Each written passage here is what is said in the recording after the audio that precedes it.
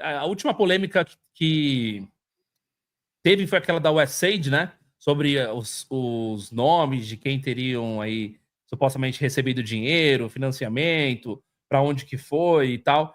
E depois ia sair até mesmo uma lista mais detalhada sobre influenciadores, né? Pessoas que teriam recebido certo financiamento. De lá para cá, eu não vi mais nada assim grande sendo falado. Não teve grandes coisas. Eles estão investigando. O caso mais grave nem é o da USAID. A USAID, tudo leva a crer, irrigava os cofres aí de ONGs e influenciadores esquerdistas que, fechando a torneira, vão ter que se virar. Talvez não seja coincidência que as estatais, sob o comando do lulismo, voltaram a financiar um monte de gente. Né? Não deve ser coincidência. Mas existem outras coisas mais graves sendo investigadas aqui. Por exemplo, o registro de entrada do Felipe Martins no aeroporto, na alfândega em Orlando. Teve participação da Polícia Federal nisso, do Brasil. Quem que foi que aceitou isso nos Estados Unidos? Isso é um crime grave para eles, até porque, imagina, né, mexe com segurança nacional. Amanhã alguém vai lá e coopta um agente da imigração para colocar no registro a entrada de alguém que não entrou e que é terrorista. Então, eles estão investigando isso. Tem a questão do próprio governo Biden ajudando de alguma forma nas eleições do Lula, mandando recado, mandando gente da CIA, do Pentágono, ou seja, o que eles chamam de Deep State, para colocar pressão e de alguma maneira é uma intervenção indevida numa eleição de outro país. Tudo isso está sendo investigado. Então, a própria questão da censura, né, que é um tema caro aos americanos. O Elon Musk tem falado recentemente sobre isso? Ele está agora muito mergulhado na questão do DOGE, que ele vem fazendo aí da transparência dos gastos públicos federais nos Estados Unidos, porque ele está sendo alvo de muitos ataques. Então ele tem dado muita entrevista para explicar o que está acontecendo e tudo. O Brasil foi um pouquinho para segundo plano. Mas ele não me parece ser alguém que esquece rápido as coisas. Ele foi arrastado para o inquérito do Alexandre de Moraes. Ele teve que pagar multas milionárias. A Starlink, a outra empresa dele, foi misturada com o X de maneira totalmente indevida.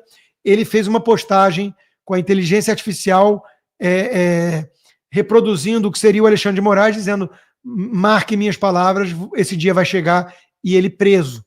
Então, o Elon Musk não me parece alguém que vai esquecer facilmente ou descansar. O Congresso americano está avaliando uma bomba atômica contra o Alexandre de Moraes, que seria o ato Magnitsky, que na física o transforma numa espécie de pária global. Ele não pode mais ter conta em banco, né? Então, isso também não está descartado. Olha, muita coisa ainda pode acontecer daí, né? Muita água vai rolar ainda. Por que o Elon Musk está sendo tão atacado? Porque ele está mexendo nesse vespeiro que... Então, do Dodge, mas o Dodge é supostamente uma coisa boa, porque ele vai tirar muita gente lá que está atrás de cabide de emprego do Estado. Mas quem está no cabide de emprego não gosta e costuma ser mais barulhento. Olha que interessante isso que você falou. O que a turma do Elon Musk está fazendo esses dias? Resgatando vídeos da Hillary Clinton, do Obama, de vários democratas defendendo isso que ele está fazendo. Precisamos de mais transparência no gasto público, porque eles eram oposição ao governo republicano. Então, ninguém pode ser, logicamente, contra mais transparência de para onde vai o dinheiro dos nossos impostos. Mas muita gente está incomodada porque está vendo o seu ganha-pão ameaçado, porque tinha muitos esquemas nesse chamado Deep State. E o Elon Musk, jogando luz sobre esses gastos, está denunciando, está trazendo à tona vários desses esquemas. Então eles estão em polvorosa e é uma questão para muitos ali de vida ou morte, né? Eles não se imaginam fazendo outra coisa. E eles estão querendo ameaçar, então, a vida do Elon Musk. Como o Elon Musk disse esses dias numa entrevista, caramba, eles querem me ver morto. Não é brincadeira. Meu Deus do céu. Não pensei que o Elon Musk ia enfrentar tanta resistência assim. E ele era adorado, né, por esse pessoal. Veja como isso tudo é muito doido, Júnior. Até muito pouco tempo atrás, ter um carro elétrico, em especial da Tesla, era sinalização de virtude. Você tinha consciência ecológica. Hoje, eles da esquerda estão aplaudindo quem ateia fogo em carro da Tesla como modo de protesto ao que o Elon Musk representa. É muito doido. E o Elon Musk não mudou, ele já cansou de falar isso. Ele falou, eu estou no mesmo lugar político, ideológico, há 15 anos. Eu votei no Obama, eu fiquei numa fila de 1 hora para apertar a mão do Obama. Agora, o Partido Democrata se radicalizou demais. Eu não virei um cara de extrema direita e blá, blá, blá. Mas, bom, eles estão enxergando extrema direita até quando ele fala meu coração é de vocês e faz um gesto assim. Então, tudo está muito forçado. O mundo está muito sensível, né? E essa turma da esquerda, na minha opinião, perdeu a mão. Perdeu a mão. Eles enlouqueceram, de certa forma. Perfeito. Aqui no Brasil, o pessoal fala muito sobre... O pessoal, assim, né? Na hora de criticar qualquer pessoa mais conservadora e etc., normalmente o pessoal apela para aquele estereótipo do pobre de direita. Aí também tem um pobre de direita? Sem dúvida tem, né? Aliás, o que eles chamam do cinturão da ferrugem, o Rusty Belt, que tem muitos desses swing states, que são os estados mais indefinidos e tudo. A cachorrada abriu o berreiro aqui agora. Passou alguém passeando, eles ficam gritando. Esse pessoal é o famoso voto de chão de fábrica, o voto do colarinho azul, do trabalhador, né? Esse pessoal é tido como a classe média baixa americana. Eles passaram a votar nos republicanos porque eles não acreditam mais que os democratas representam a agenda deles. E tem muito a ver com aquilo que a gente falava antes. Qual é a agenda do Partido Democrata hoje? Colocar homem no esporte feminino e no banheiro de menina, aborto em qualquer etapa da gravidez, mesmo 9 meses, ou até mesmo depois, alguns dizem, o que no meu dicionário é infanticídio, e por aí vai. Então, eles perderam o elo, o contato com o pobre trabalhador. O pobre trabalhador se sente ameaçado por exportação de empregos industriais e por aí vai. Então, de novo, a imigração descontrolada ameaça a vida dele. Então, eles se tornaram de direita.